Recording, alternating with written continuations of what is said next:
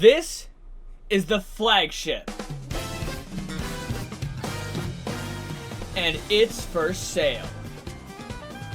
As I said before, this is the flagship, or real life Mario Kart on Instagram.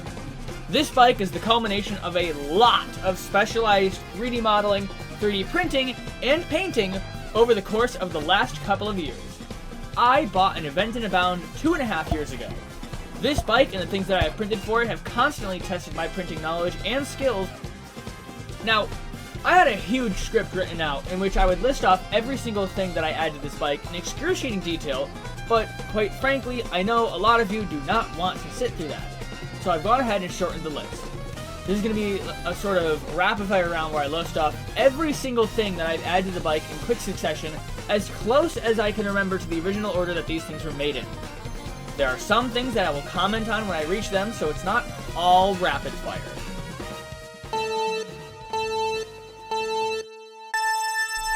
The very first thing that I added was this dangling banana plushie, which was almost immediately replaced, and then replaced again a year later. Here's a flagpole with an official Mario Kart pennant flag. These Mario Kart logos on the spokes of the front tire and over the Aventon logos. A cup holder to secure my tumbler to the bike during my commute. That didn't last long. Stickers! A bike rack that arrived a week after the bike did. It may not be directly related to Mario Kart, but here's an official Wii bag as a pannier. A super horn Bluetooth speaker designed specifically for this bike. It died! A basket shaped like the standard tire from Mario Kart 8 Deluxe. Here's a time lapse of the tire printing. 9 hours. 12. 14. 26. 38. 42. 47. 61. 75. 86. 109, 128, 161, 181, 1... Oh, fuck.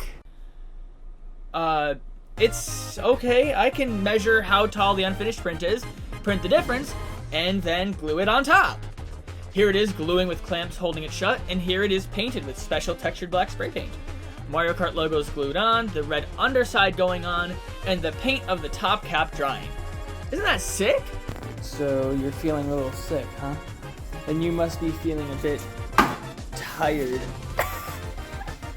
Get it? Because it's a fucking tire? Here... Luigi was never heard from again. Back to the rapid fire round. I updated the flag, and then updated it again. Each side of the handlebars has a little pipe with a piranha bulb sticking out. Hanging from the bulb are the tash shells. Triple bananas, red and green shells, as well as a spiny shell. On the back of the bike are the Testicubes, aka the truck nut equivalents for my bike.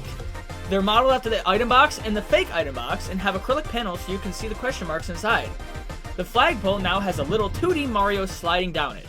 While this bike is electric and doesn't need a muffler, fuck it, it has one anyways. I made a set of backrest bars inspired by the bars on the back of Mario's main cart from Double Dash. It doesn't support my back so much as it instead encourages me to keep a better posture so I don't break the bars and have to fix them. In addition to the backrest bars, there's also a decorative rear rack plate that was also inspired by the Mario standard from Double Dash. Let's throw in a big seat for my fat ass while we're at it. New tires plus special decorative cardstock inserts. I finally decided on a character theme, adding red and blue spray paint to the bike along with Mario emblems scattered around. More stickers!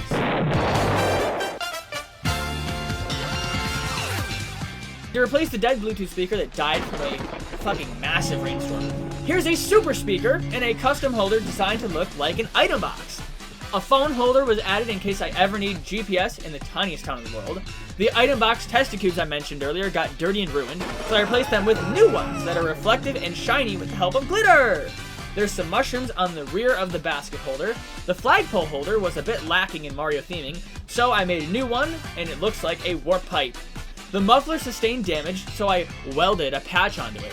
Finally, for my favorite addition, the mirrors. They mirror the new testicubes with that same use of glitter. They're attached to the frame with spiky piranha plant stems capped with ball and socket joints. The spiky stems, in tandem with the bulbs on the end of the handlebars, imply a sort of piranha plant infestation in the bike frame. If you want me to delve into some of these rapid fire things in detail, I should have a bunch of shorts going up soon about each little thing in detail before the bike sells. Rapid fire round done. Now, for the sale details. As was stated in the beginning of this video, the flagship is for sale. I will be running a self-hosted auction using a Google form for bid collection, with a public spreadsheet tracking bid numbers only. You must include a form of contact with every bid that you make so that I may reach you if you win. Your contact info will stay private and will never be listed. The starting bid is $2,000 US. This is pickup only near Alfred, New York, 14802 USA. The auction runs from September 1st, 2026 at noon Eastern Standard Time to September 30th, 2026 at noon Eastern Standard Time. Highest bid wins. The winning bidder has 1 week to respond and must be able to pick it up within 2 weeks of contact, or all of their bids are invalidated and the next highest bidder will be moved on to, repeating as needed until the sale and pickup are confirmed. The sale will be paid for with PayPal goods and services upon picking up the bike, and payment must clear before the bike is taken away, or alternatively, cash may be accepted in person on the day of pickup, with every bill checked using a counterfeit pen. No other forms of payment will be accepted. The sale will be filmed and will take place within a public parking lot. An ATM is nearby if cash is required. If a test ride is requested, you will need to leave either your car keys, identification, and/or phone with me while you ride. The bike will be signed over by both parties on a bill of sale, acknowledging the sale and transfer of ownership, and a lock will remain on the bike until the sale is confirmed, with the lock being removed once payment is processed. You can access the Google form for the auction using the link in the description, and the spreadsheet containing the bids will be linked at the top of the form to help you place your bid. Aside from the obvious major appearance modifications, there was actual mechanical work put into this bike.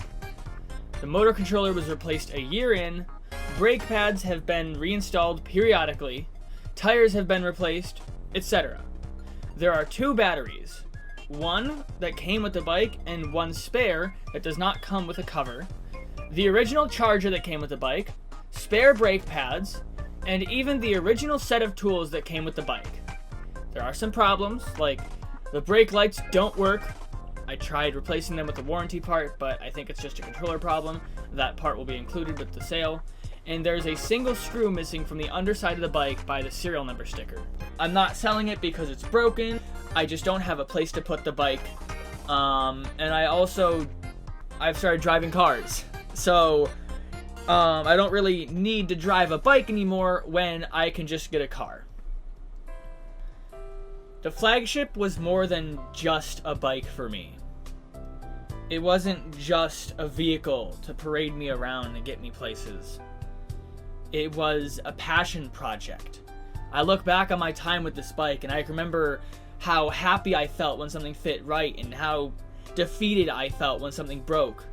The sheer joy of owning something that I was able to bring together as one cohesive piece of art, all on my own. A piece of art, mind you, that the town I live in loves. People stop me all the time, whether I'm on the bike or not, to ask about it, and even for advice on their own endeavors in electric biking. I'm not sure I'll be riding around in electric vehicles anytime soon, but if I do, they will be more subtle. On an ending note, I will miss the flagship. Over the course of 2 years of owning this bike and riding it, I've gotten used to its quirks. And just like how Mario Kart becomes an extension of myself and I go on autopilot, when I ride this bike, there are techniques that I do that just snap of a finger. It feels natural. I hope the new owner of the flagship takes care of it well and can get used to its quirks the same way I did.